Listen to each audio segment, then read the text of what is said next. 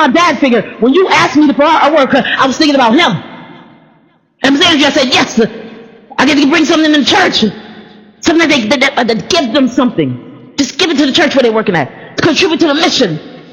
Don't you understand? I imagine that's what the people felt when they came to the tabernacle to build it. They brought their gifts.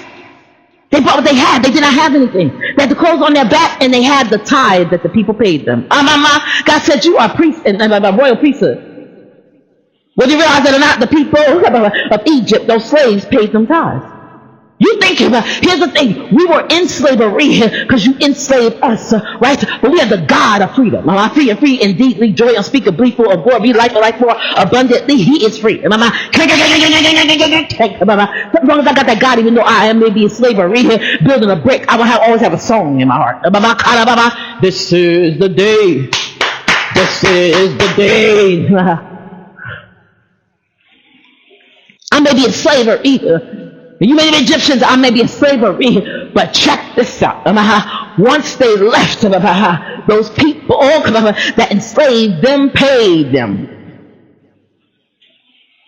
Do you understand that to cancel out the slavery aspect of it? Do you understand that they were no longer slaves once they got paid? Pharaoh's dumb. I think it was Ramses, right? Moses' pseudo cousin.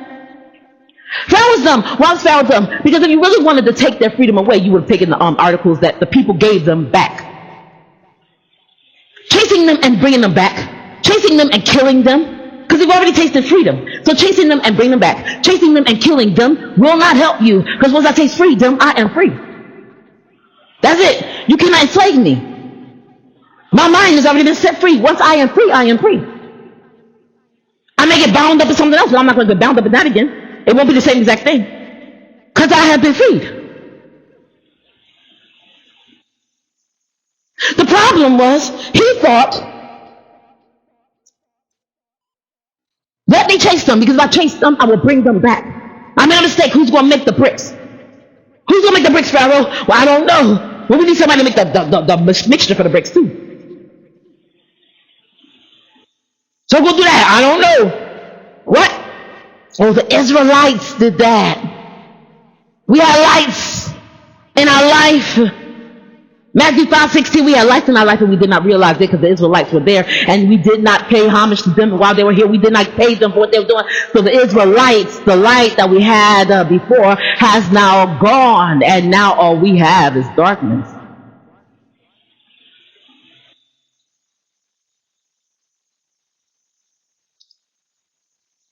Chase a slave and bring them back, even if you bring them back, if they're not the same slave. Because what are they thinking? I'm even thinking African American slaves now. What is the slave thinking if you chase a slave and bring him back? They would kill him. They were really dumb. They would chase a slave and then kill him. But chase him, get him, and bring him back. They'll cut the foot off something. You're only maiming them so that they cannot do the work that you want them to do. Kill them and you lose the money. The inventory. You have that chattel person that you treat that black person like. You treat them like chattel, right? They are a light. Bring them back and let them live and start them all over again, and they will always be free under your roof. You will not even be able to talk to them the same way. I will not look at Lois when she beat me. Yes, mommy, I will not look at her. I will not beat me. Foster care diapers came and got me. Diapers, Division of Youth and Family Services in Jersey, came and got me, right? Put me in foster care. I was out of her house for about a year. I came back on my own volition because I missed my sisters. Against their advice, I came back of my own volition. Nobody wanted me. If you want to foster care and you don't get adopted, you don't get adopted. Nobody wants you. So I went back because I thought that she said nobody would love me. She said it and I thought she was right.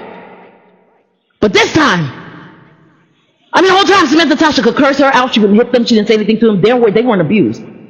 I was the one that got it. Because I said, yes, mommy. Right? Now! And I had to clean the entire house. Lois didn't clean anything. She did not believe in that. I had to clean the entire house. The only thing I did not touch was her bedroom. Living room, bathroom. And I had to clean the living room. It's not like I could turn on the TV while I was doing it. Nope. There was no couch because she said she was not about us having comfort. She's not about me having comfort. So there was no couch. There was nothing to sit on in the living room. There was a stereo that blasted on 1010 Wins News to wake me up. The news watch never stops. This is WINS. Y'all think, why do I wake up at 5 o'clock in the morning automatically? That's why. For 13, 14 years, that's what I heard. And I'll just, and get up and start moving. It didn't even shock me. It never shocked me.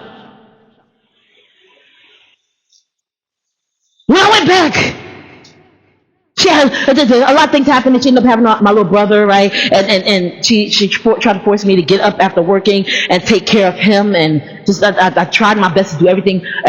She just kept piling things on, right? But here's the one thing she never could understand. I'll be here, right? I'll be that. You call me on my name. You call me a female dog, right? I'll be that. But here's the thing: you will never enslave me again. Call me mommy, and I said I can't do that. Why? Because I never had a mother. This is at my grandma's house in front of everyone.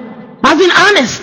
I wasn't trying to insult her. But I knew after being outside, I'd been outside, and I'd been in Brian's house, and I'd been in a whole bunch of institutions in Brian's house too, right? But I've been outside, and I knew even watching Brian and his mother interact. He's Colombian. My best friend, right? He's Colombian, and as Brian's mother interact, I knew she didn't even speak a lick of English. She did not speak one lick of English. I ran from his father because his father was alcoholic, right? So she did not speak a lick of English, but I knew even the way the way that his mother treated him, and the way he spoke to her, the communication that they had, that what I had was whack.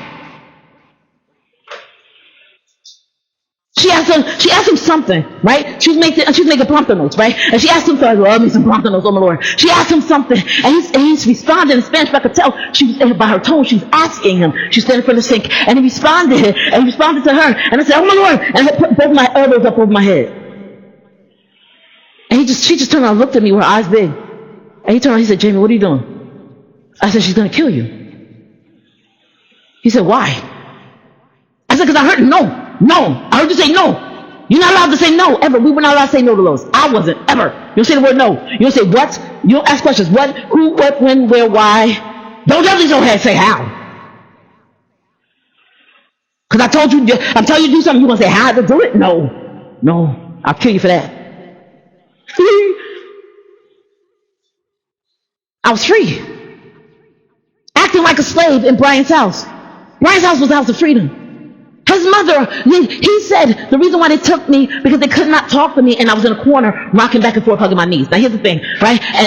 But I wouldn't respond to them. But here's the thing, he said his mother, even being from Colombia, not speaking a lick of English, knew before that happened that something was wrong with me. I was ready to explode. And here's the thing, I knew, not speaking a lick of Spanish, right? When she spoke to him, that love between two people, between a mother and a son, a mother and a daughter, looked different than what I had been exposed to. It looked different than what I had seen. Slavery! Take me back, yes, take me back. But things are different now. Take me back, yes, take me back. But I've been exposed to freedom, and once I've tasted freedom, if I grow up in slavery, I did not know what Lois was doing was wrong. I didn't know I was abused. I had no idea. I didn't even think that do other kids get treated like that. I just thought it was normal. Like what I had was normal. I didn't know that was anything to complain about. Until I had a nervous breakdown in 10th grade in my French class.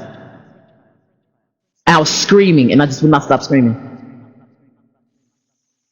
Take me back, though. Take me back. Once I've been free, I will never be slaved again.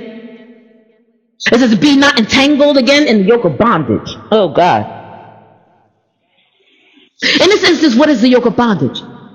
Not my instance, right? I just gave y'all my story so y'all understand. Even somebody that grew up and was born into a slavery household, a enslaved mindset, may not break free the moment they go back, but they know something is different, right?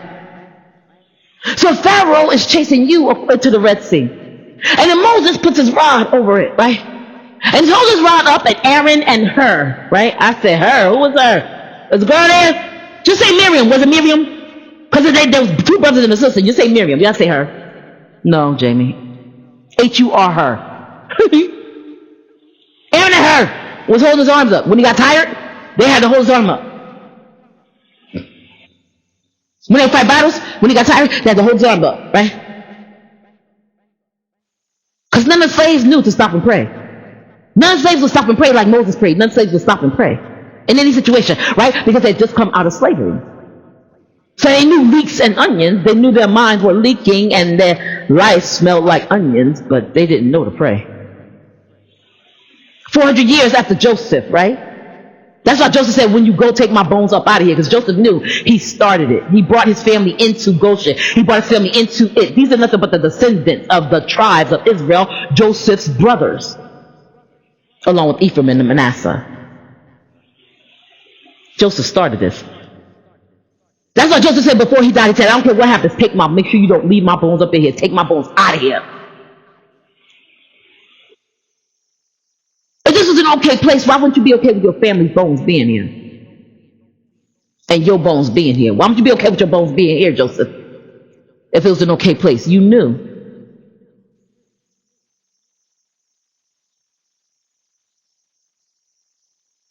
Coming out of slavery.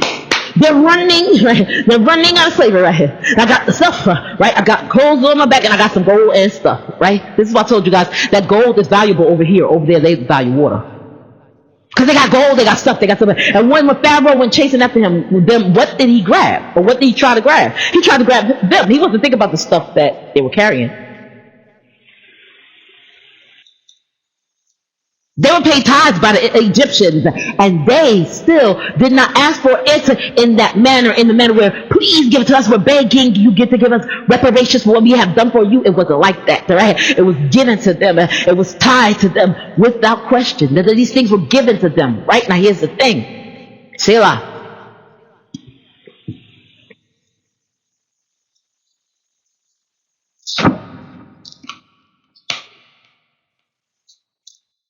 With the risk of making this allegory, I don't want to do that because I don't want to. I was told that I should not throw myself into the Bible, which we know. I was told this yesterday. Jamie, don't be careful. Don't throw yourself into the Bible, right? Because if you throw yourself into the Bible, you can make ties and systems between things, right? That may not be meant to be tied together. Don't tie things. If you're going to stick with the passage, go in at that passage and maybe subset other passages behind it. I never knew that. I never understood that because of where I come from, they bounce back and forth and they will give you like 5 different passages for one message. That's why I have an eclectic knowledge of the Bible. I know the Bible weird. So the risk of making this an allegory, at the risk of making this allegory, I threw myself for a moment into the Red Sea. Splash! That's the extent of it.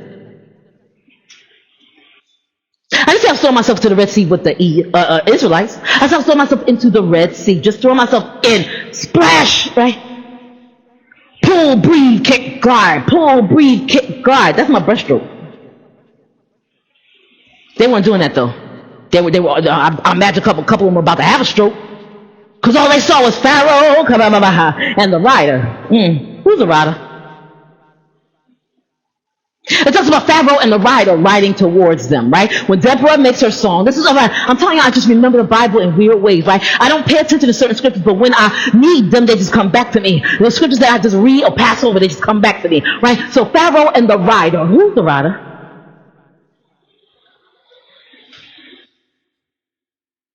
The rider, we know Pharaoh was Pharaoh's name, so to speak. That was his title, so to speak. That was his identity, right? But the rider was identified as the rider, meaning that was his job.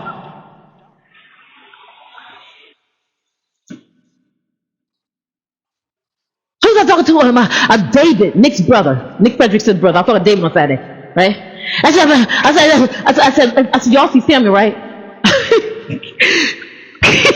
Karen had a fruit flat out. That's my baby. I was like, all right, Samuel, keep doing it. Keep doing it. Remember your pamphlet last year? I'm ashamed you on the streets. I'm ashamed you on the streets. Remember your pamphlet last year? With all that watermelon that I bought? All that watermelon. I tried to eat all that watermelon at one time for, and they want to give me and Jonathan no watermelon. And his pamphlet was red. She was red for all that watermelon. But literally, Samuel loved fruit as much as I do, even more. Samuel's housing that fruit. I ain't never seen nobody eat that fast. I was like, wow. I said, is that why he's growing so fast? She said, he's a boy, Jamie. I said, but is that common? He's literally eat. I grabbed one grape. He grabbed six at one time and put them all in his mouth. And he just kind of rubbed it in and threw it all in it. Rubbed his hand across his mouth, threw it all in it. I was like, Samuel, stop it. I want a grape. I want to eat it in peace. He don't grab anything. He grab one quicker than me. That's a boy. That's the book of Samuel. I said, because he did that.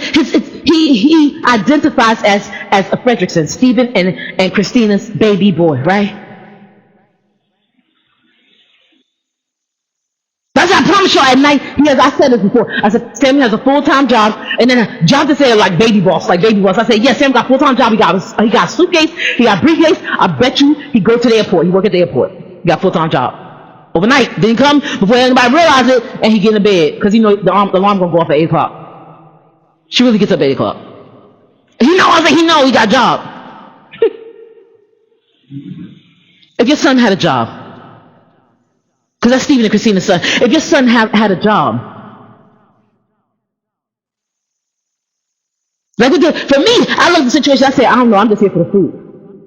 Truthfully speaking, I was there to watch baby Luke get cake smeared in his face. I just went about. I was like, smash it in his face, and I started doing a cheer, and nobody was listening. I didn't enjoy not being listened to. Nobody else smashed the cake in the baby's face. They just let him eat it, but watching him eat it was funny too. I went to the portrait studio and his parents would bring a cake. They say, Jamie, take a couple of pictures. So I take a couple of pictures, right, with the baby. Ooh, look at me. Look at me. You know, that make that kind of sound. Babies like that sound. I don't know why. They like that. I don't know. They're weird. So the babies are weird. So I would make those sounds and I'll take my pictures. Right? They say, okay, I got a cake. You got some cake? Yeah. They look at me like, no. This is for his face. What? Why are you tormenting your baby? You don't like your baby anymore? Why are you going to torment your baby? Just like Jimmy, I want pictures with cake in his face. I want pictures with cake all over him. I'm like, oh, okay. Why don't we just do a cake in front of him and put some whipped cream all over him? She said, because that's not authentic, Jamie. That's not authentic. They want cake in the baby's face. So I just got used to it after a while. Cake in his face. Cake in his face. We're going to cake you up, Luke. Cake you up, Luke. Luke be looking at me like, why is she here? He won. He looked at me like, I don't know. Why is she here? I gotta take her leave her. As we were leaving, Levi was like, come on, Jamie, hurry up, come on. So we're like getting in the car, Levi getting in the car, and Lily's already in the car seat. He goes, where's Jamie? Why you talk like you singing, Lily? Wow. Okay, Jamie. So we all in the car. We fall in the car. We close the door. Samuel opened up the blinds. The party is still going on. There's like 20 people in the house. His Grammy, right, who he's going to spend the night with, Miss Joan, great-grandmother, Dorothy, and the house is packed. The house is packed to the brim. Samuel opens up the shade and looks out the window and says, bye, Chini. I was like, you can't bring him. Let's go make it out. Let's go get him. She's like, She said, I had him for 2 days. No. She got to take her own home. But nephew. She said, I had enough. Because he does it all the time. He literally follows Lily around and torments her. He does. He'll follow around and pull her hair, or follow around and push her real fast. My cousins used to do me. We were the same age. Kitty would literally come in the door, and I couldn't stand him coming in the door. And then, it's literally, I'm talking like 15, 16 years old. Pick me up and throw me on the bed. What is the point? I don't need a nap. I don't want to go to sleep. I don't want to go to sleep. Stop that. The devil is a liar. Stop that. I couldn't stand it. He didn't care. He did it anyway. He felt like he needed to do it. So after a while, I was just like, I was just standing there. Oh, Kenny coming? Why? So I was just standing in front of the door. Hi, Kenny. And he'd pick me up and just throw me. Why? I'm a girl. Stop that. Neither one of those kids are my kids. It really belongs to Ashley and Dan, right? Dance. and then Samuel belongs to Stephen and Christina. But back to the Red Sea. Splash, right? If either of them worked a job, Like I was just there for the fruit and the cake, right? Dave was like, and I love David's wife. They both like, we just here for the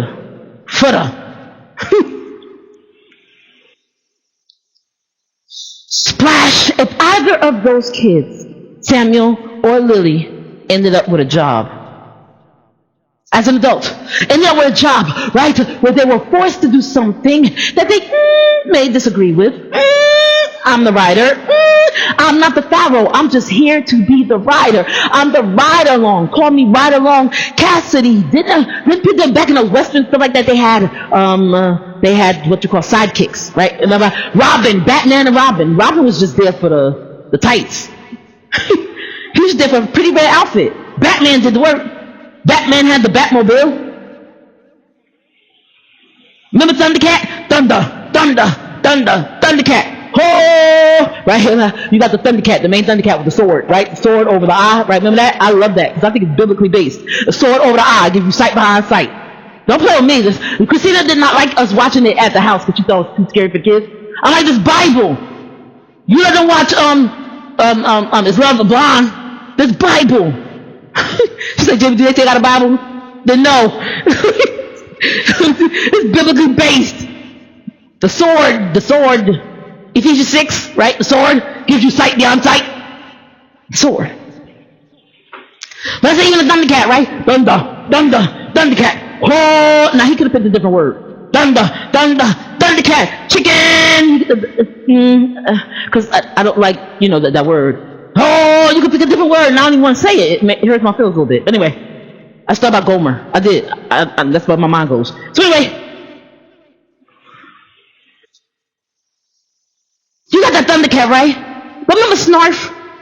Snarf walked around. Snarf became real smart. He did. So he would help them. He had like a little bit of wisdom. But Snarf just walked around and said, Snarf. He was just there to snarf things. He snarfed things. So he walked around and said, Snarf. Every sentence has snarf in it. Are you going to snarf that? And if people understood what that meant, are you going to smell that? Are you going to eat that? Something. No, but are you going to snarf that? Snarf, and when we wasn't talking about it, snarf. Snarf was just there to snarf things. Snarf was right along Cassie. Like Snarf was that sidekick, right? That just snarf things. So when I was watching a couple episodes, and anytime they went anywhere, the Thundercats were smart. Because they went 2 by 2 or something like that. But anytime they went anywhere, they would never go alone. I'll go with Lionel. Okay, I'm gonna take Snarf with me. Even the head, that's the head. Lionel, Thundercats. Oh, he would need a partner. He would take. They would go in 2 by 2. So he would take Snarf sometimes. Even though Snarf couldn't fight, Lionel would keep the sword. Lionel would do the fighting. He'd say Snarf, hide, and he would start fighting. He'd take care of his partner because his partner can't fight. All his partner could do is snarf, and snarfing is nothing. I should start snarfing. Walk up to people and say Snarf. Go to the pastor, go to David Lewis. Are you going to snarf that? Let's see his face. Snarf that. Just give me some snarf. Give me some snarf. I'm hungry. Snarf me some food. Snarf. I'm good for nothing but snarfing. I got a little bit of wisdom, but I got some snarfing. A little bit of wisdom, but a lot of snarfing, right? Either way, you need me. I can't fight, and I can't help you, and I can't defend you. But I'll come along and annoy you by saying snarf all the time. I'll do that. That's my way house. I'm saying my way house. That's my way house. Everybody needs a partner, right? So Pharaoh took the rider. Now is the rider along, or is he the driver? Was it like a driver Miss Daisy type situation? Or was it like Saul, right? Remember Saul was fighting in the war that he should not have been fighting because Samuel told him the night before when he was at the witch at Endor's house, he said, next day, by this time tomorrow, you and your sons will be with me. And Saul died that very next day, but he died because he dressed in, he thought he was smart, he dressed in another man's armor. When he dressed in armor, he dressed down as king. If he had stayed in king's armor, it's possible that he wouldn't have gotten shot the way they did. But he dressed in another man's armor. Because he did that, he got killed. The same way Ahab did. Almost. So I thought he was smart by dressing another man's armor, and when he did that, the enemy saw them on a chariot. While these 2 men dressed like that on a chariot, dressed like soldiers, regular soldiers on a chariot, and they took shots at them. Sometimes when I dress down, does that highlight me?